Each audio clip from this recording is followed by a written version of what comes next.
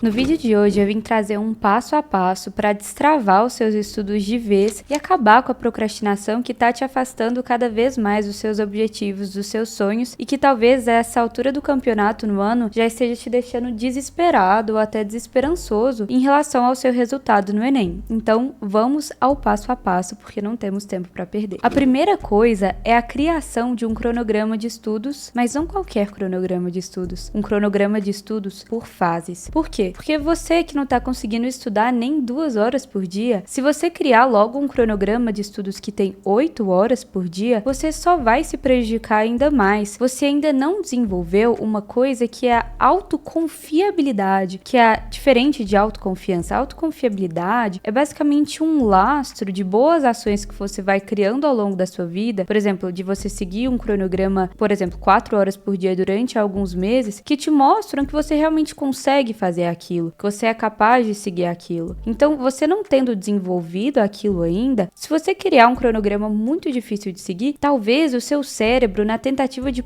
te proteger de uma possível frustração, nem te deixe começar a fazer aquilo. Então, a gente começa por um cronograma de fase 1, com, por exemplo, 2, 3 horas por dia. E a gente pode escolher uma matéria só, como a matemática, que é tão importante para começar os estudos. Então, a gente começa com um cronograma simples, que parece até bobo se você parar para pensar, mas que vai te ajudar a começar a ter um ritmo de estudos todos os dias um pouquinho, que vai te criar aquele lastro, que você sabe que, por exemplo, daqui uma semana você já consegue aprimorar esse cronograma, acrescentar mais coisas, porque você sabe que você vai conseguir seguir. Então você não vai precisar procrastinar, se auto-sabotar para evitar a frustração. Você sabe que sua chance de se frustrar com um cronograma assim é muito menor. Então, um cronograma por fases vai ser o primeiro passo para te salvar dessa procrastinação. Agora, o segundo passo é a realização de um planejamento diário, prévio, detalhado, muito bem feito. Por quê? Porque isso diminui a quantidade de decisões que a gente vai ter que tomar no nosso dia de estudos para começar a estudar, e a gente já vai saber exatamente o que fazer assim que a gente sentar o nosso bumbum na cadeira. Você já ouviu falar daqueles milionários, bilionários, sei lá, que só usam preto para ter que tomar uma quantidade menor de decisões no dia? Então, isso realmente existe. Isso porque tomar decisão é uma coisa cansativa para o nosso cérebro. E estudar também é uma coisa cansativa. Então, se a gente guarda a energia da decisão do dia e gasta ela só para estudar, o nosso estudo fica muito mais fácil. Mas como assim um planejamento detalhado? Eu te falei, você vai fazer um cronograma inicial de 3 horas de estudo de matemática. Pô, mas isso é muito amplo. Então, o que a gente vai fazer? Como é que vai ser o nosso planejamento? A gente vai colocar, primeiro check, ver uma aula de matemática básica, adição e subtração. Segundo check, fazer 10 exercícios de fixação dessa aula de matemática. Aí o próximo check, ver uma aula de matemática básica de multiplicação e divisão. O quarto check, fazer 10 exercícios de fixação de multiplicação e divisão. E se você já até deixar esses exercícios separados, fica ainda mais fácil de você começar a estudar. Deixar separadas as aulas, o exercício ou, por exemplo, a playlist no YouTube que você vai usar para estudar essa matemática, isso vai deixar a sua vida muito mais fácil. Você vai sentar o bumbum na cadeira e, em vez de querer ficar vagando aleatoriamente pelo YouTube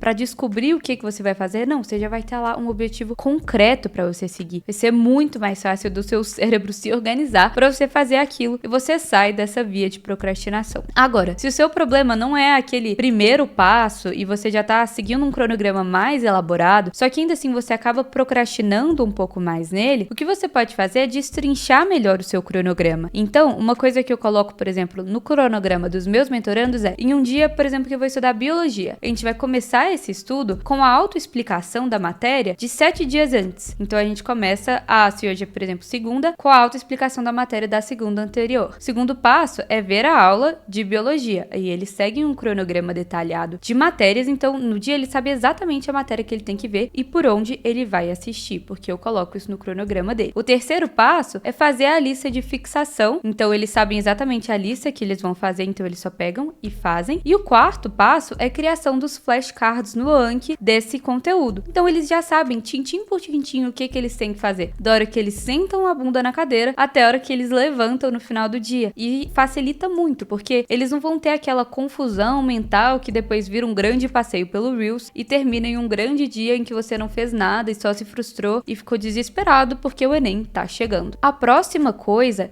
que ela é muito, muito importante é a modulação do seu microambiente. O seu microambiente vai ser, no caso, basicamente o seu quarto, a escrivaninha que você está estudando. Você vai tirar dele tudo aquilo que distrai você dos estudos. Então agora é um momento para você fazer uma autoanálise e pensar, no tempo que eu estou estudando, o que geralmente eu faço? Eu mexo no celular? Eu leio livros de ficção que não vão me ajudar no vestibular? Então eu vou pegar e vou tirar tudo isso do meu quarto. Não é só desligar o celular e deixar ele em cima da mesa, porque já tem estudos que mostram que só a mera presença do seu celular na mesa já diminui a sua memória de trabalho, já diminui sua concentração, já diminui a sua retenção da matéria. E esse livro aqui que eu li, falou que se você pega o seu celular por causa de uma notificação e vai lá mexer, entrar, por exemplo, você demora, geralmente, em média, 17 minutos para voltar o seu foco nos estudos. Então, é melhor tirar isso logo e você não ficar fazendo paradas durante seu estudo, porque é muito difícil você se desvincular, principalmente dos algoritmos de rede social. É muito mais fácil a gente tirar isso da nossa vida naquele momento do que lutar contra esse meio, porque ele foi feito justamente para te manter lá. Quem sou eu para lutar contra um neurocientista, contra um psicólogo que ajudou a desenvolver os algoritmos das redes sociais? Eu não tenho força de vontade, eu não tenho disciplina suficiente para isso. E eu reconheço isso em mim, então eu pego e tiro isso de perto de mim. Tem alguns aplicativos que eu vi que eu não tinha força para lutar contra eles, que eu tava perdendo todo o meu tempo neles, que eu até desinstalei do meu celular, como o TikTok. E na minha reta final dos estudos do meu ano da aprovação, desinstalei também Instagram e Twitter. Então minha vida era estudo e os meus livros de ficção, que eram realmente a coisa que eu fazia de hobby. O problema não é você ter hobby, o problema é o hobby ocupar o lugar do seu estudo. Então vamos lá, desliga o seu celular, coloca ele em outro cômodo e vamos pro próximo tópico do nosso vídeo. O próximo tópico é você ter perto de você um bloquinho dos pensamentos, que toda vez que você pensar que você tem que fazer alguma outra coisa no horário do seu estudo, só que não é tão urgente assim, ou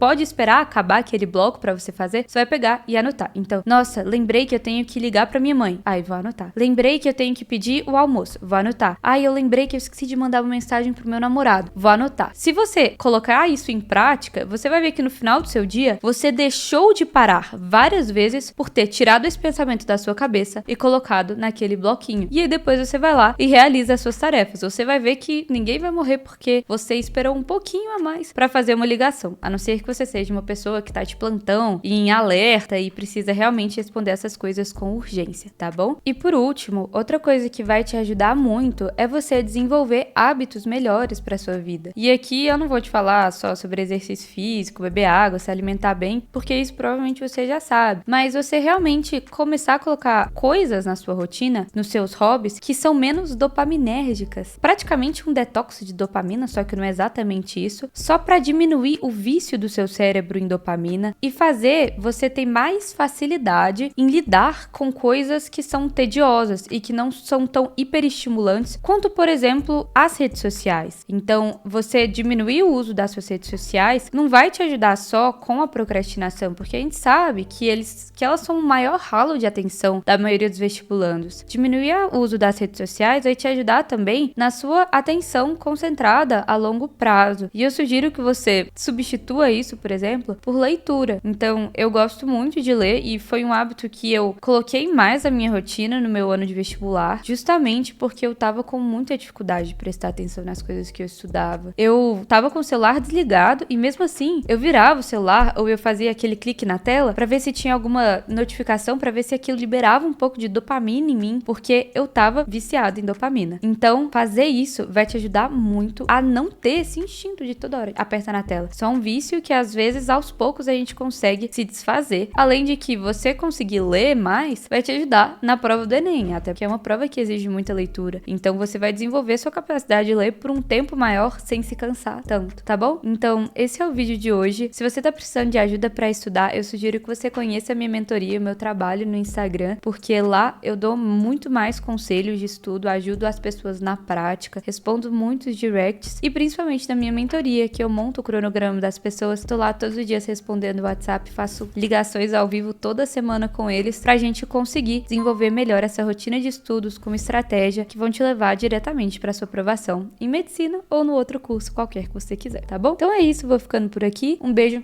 no seu coração e bons estudos.